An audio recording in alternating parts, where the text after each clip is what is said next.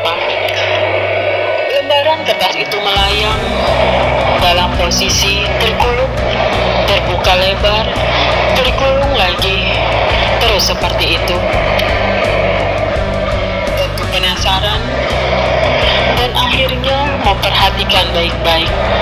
Dan alangkah terkejutnya, walau sekilas seperti kilatan petir, saat lembaran bercahaya itu terbuka, nampak jelas di sana ada tertulis kata, "Tengok kiri kanan, tidak ada siapapun." Maka aku pun melesat mengambil lembaran bercahaya itu. Kusembunyikan, kubawa secepat kilat, mencari tempat yang aman untuk membukanya kembali. Dan akhirnya bertemulah sebuah tempat di salah satu sudut pelangi. Dengan tak sabar, aku pun membuka lembaran bercahaya itu. Ternyata lembaran itu tampaknya merupakan sebuah bagian yang terlepas dari sebuah percakapan yang jelas milik Mahadewa. Tapi karena terburu-buru, terberai dari bundelannya. Sebut saja ada Mahadewa A, ada Mahadewa B.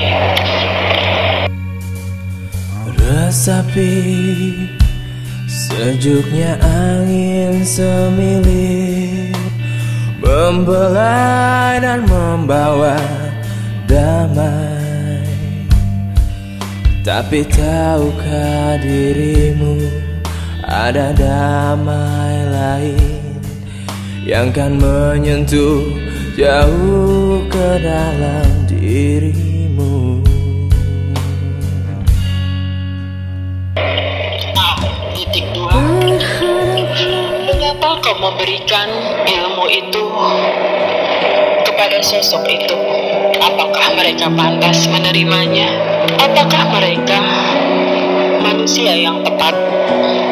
Bukankah itu adalah ilmu yang tertinggi, yang tidak ternilai oleh apapun? Di titik 2, benar, itu adalah ilmu yang sangat tinggi nilainya, bahkan melebihi luasnya dunia. Dengan ilmu itu, maka sama dengan dunia di tangan. Bila sedemikian berharganya, mengapa kau berikan ilmu itu kepada mereka? Karena aku memilih dan aku menetapkan mereka lebih dari layak untuk mendapatkan ilmu itu. Mereka sangat pantas dan sudah seharusnya mendapatkan buah itu, karena mereka adalah sosok pejuang kehidupan. Titik 2. Benarkah nilai mereka juga setinggi itu? Sepertinya masih banyak juga sosok-sosok di luar sana yang tampaknya juga tengah berjuang, sama kerasnya atau bahkan terlihat lebih keras. Mengapa kau tidak berikan kepada salah satu dari mereka yang berada di luar sana? B. Kau bicara tentang siapa? Pejuang atau pekerja? Terlihat sama berusaha, tapi tentu saja sangat jauh berbeda nilainya. Tidak bisa dibandingkan dan memang tidak terbandingkan. Yang kau bilang mereka berusaha dengan sangat keras, bahkan seakan lebih keras. Apa yang mereka gunakan? Tubuh lahirnya dengan otot, ditambah sedikit otak. Atau kalaupun ditambah lagi, hanya sebatas itu. Itu yang memang terlihat di bawah sana. Semuanya nyaris seperti itu. Bahkan memang jauh lebih dahsyat dan lebih gila menggunakannya. Otot ditambah bonus sedikit otak, atau 100% otaknya tambah setitik rasa berakhir di sana. Dan dua sosok itu murid-muridku, tidak diciptakan untuk serendah itu. Dirinya berusaha, dirinya berbuat dengan hati, menemaninya. Kasihnya saja berpendar begitu terang, melebihi cahaya matahari. Dan tahukah mengapa demikian? Mengapa bisa seperti itu? Tanda tanya. B.2. Apakah mata tajammu bahkan tidak mampu menembusnya? Kau belum tahu jawabannya. Sosok itu, sosok murid-muridku. Dengan bangga aku katakan, mereka murid-muridku. Murid-muridku memang selalu berusaha dengan segala daya terbaik. Namun, bukan itu tujuan utamanya. Setelah semua pencapaian, kelak, tujuan utamanya justru adalah melepaskan diri dari semuanya. Tujuan yang tidak pernah diketahui, disadari, apalagi mampu terjangkau oleh sosok-sosok bernama manusia secara umum. Hanya yang terpilih, hanya yang dikuratkan dalam buku kehidupan. Tujuannya adalah menghidupkan kehidupan, mewakili tugas dan keberadaan aku, dirimu, juga yang lainnya, mewarnai kehidupan yang sudah tampak begitu muram, memberikan cahaya, menunjukkan jalan. Dan apa yang sedang dilakukannya saat ini hanyalah bagian pelengkap yang akan menguatkan lahir dan batinnya. Hanya bagian kecil dari tugas dan tujuan sesungguhnya. Apakah kau tidak ingin melihat dunia tersenyum? Dunia lebih berwarna. Dunia hidup dalam kehidupan. Karena bila semua itu tidak terjadi, seberapapun hebat dirimu dan semuanya, maka itu tidak ada artinya. Karena tidak akan ada yang tahu. Tak ada yang akan menggaungkan kebesaran tentang makna hidup. Tujuan yang harus dicapai. Dan bila semua itu terjadi, maka itu adalah sesuatu yang akan membuat kita semua tersenyum. A.2. Tentu saja aku pun ingin menyaksikan semua itu. Tapi tugas itu terlalu berat, begitu tinggi untuk bisa dicapai. Apakah sosok-sosok itu mampu melakukannya? Tampaknya mereka tidak sekuat itu. Menurutku, mereka tidak sekokoh itu. Bahkan seringkali tampaknya mereka berada dalam kebimbangan. Jangan-jangan sebenarnya mereka tidak siap dengan semua itu. Menurutku, mereka kadang terlihat lemah, tidak tahan hantaman, bagai tidak tahu bahwa perjuangan itu berat. Seolah-olah kuat, tapi sebenarnya tidak sekuat yang terlihat. Maaf, apa yang kukatakan ini beralasan bukan? Kita menaruh harapan yang besar. Namun apakah diri yang diberikan harapan itu menyadari atau bahkan siap menerimanya, apalagi untuk menjalankannya? B. Bagaimana bisa dirimu mengatakan mereka dalam kebimbangan? Mereka tidak kuat. Mereka tidak siap berjuang atau sekokoh seharusnya. Kalaupun ada kekurangan, itu adalah hal yang wajar karena semuanya masih dalam proses, belum mencapai sebuah puncak akhir. Sosok-sosok itu masih tengah dimatangkan, tapi aku yakin mereka akan mampu melampaui semuanya.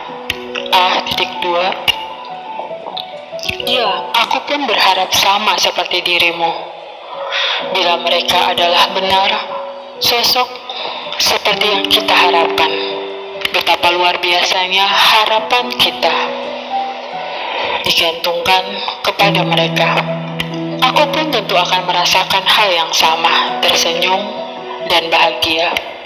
Namun seringkali aku juga menyaksikan mereka kadang tidak bersikap seperti layaknya seorang pejuang.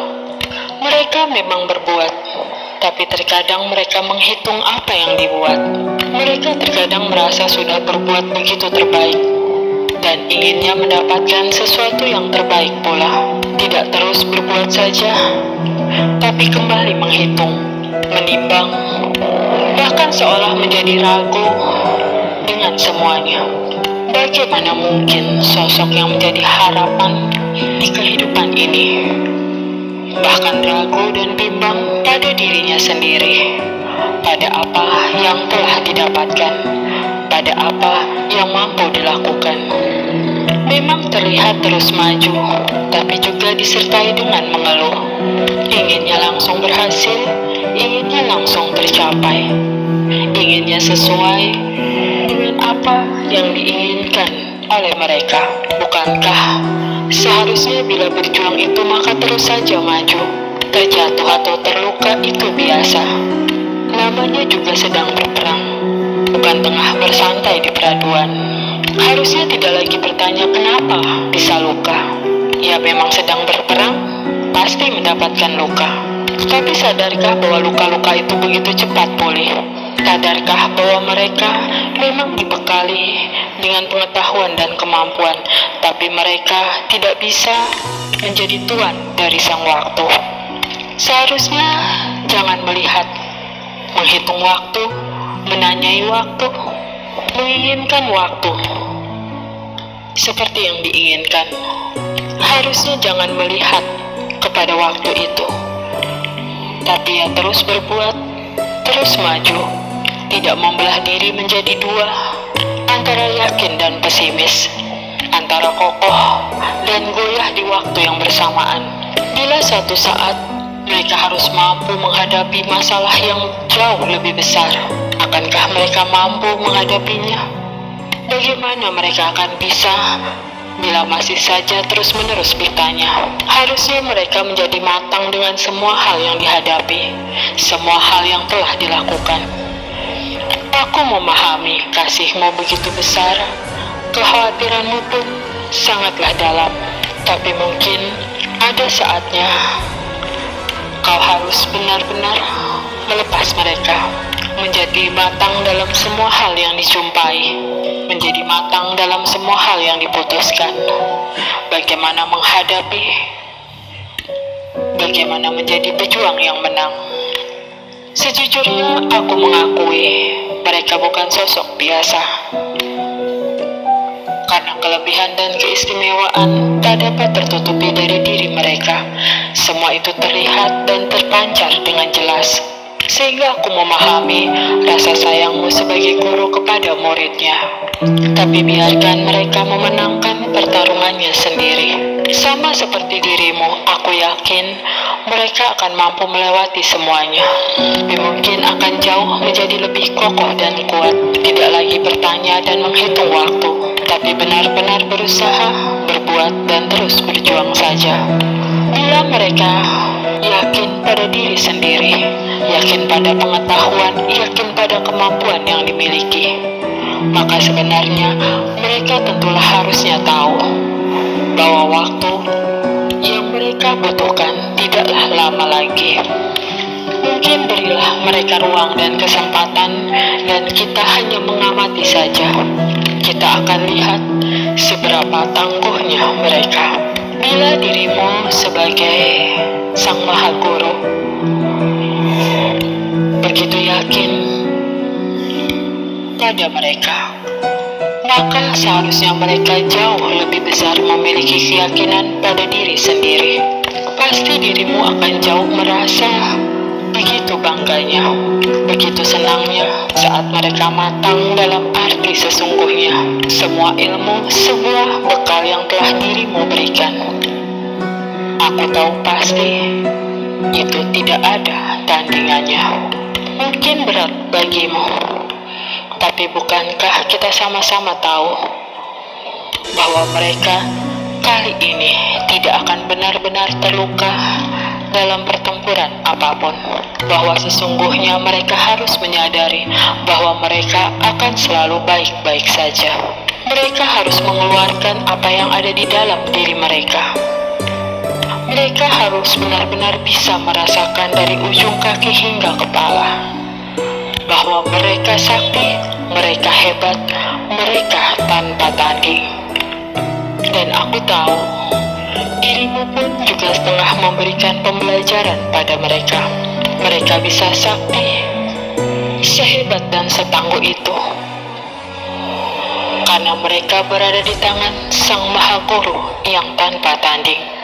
Bila keyakinan mereka harus dibolak-balik, bila kekokohan mereka masih harus diterpa badai, namun sesungguhnya itu hanyalah angin sepoi-sepoi, bukan badai sesungguhnya. Karena saat mereka yakin pada diri, mereka tidak akan pernah lagi menjumpai badai. Mereka hanya merasa kedinginan, bukan benar-benar sedang diterpa hawa dingin. Mereka hanya merasa gemetar. Tapi bagaimana mungkin bisa gemetar kalau mereka sebenarnya kokoh? Biarkan mereka memahami, biarkan mereka mengerti, biarkan mereka matang dengan sendirinya.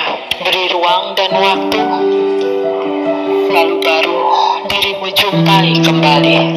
Seandainya aku diperkenankan memiliki murid-murid seperti murid-muridmu, maka aku akan merasa sangat senang sekali.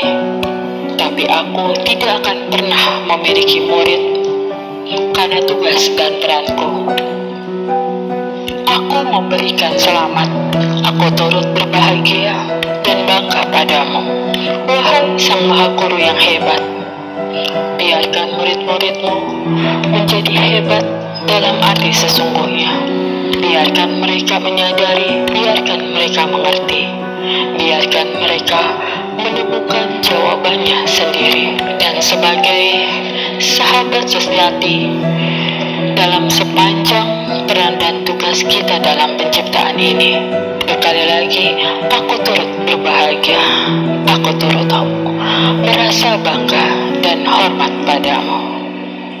Murid-murid hebat hanya mungkin ada dari seorang Maha Guru yang hebat. Yakini saja mereka setangguh dan sekokoh itu, dan mereka sendiri yang akan menghadap padamu, menunjukkan buah kemenangan. Karena semua bekal, semua ilmu, semua kemampuan telah kau berikan padanya. Hanya menggunakannya dengan tepat, hanya perlu yakin pada diri sendiri, hanya terus berbuat saja, dan semuanya akan selesai tidak lama lagi. Ada damai lain yang akan menyentuh 8 Maret 2020 pukul 17.50 dari Miracle membaca lembaran bercahaya yang tengah melayang. Salam. Berharaplah dirimu selalu meraih cahaya dan kapan kasihnya, agar hidupmu kelak bahagia dalam cinta dan kasih yang suci. Dalai Lord, Dalai, sang cahaya hidup. Tak ada satupun yang mampu melukiskan sesungguhnya.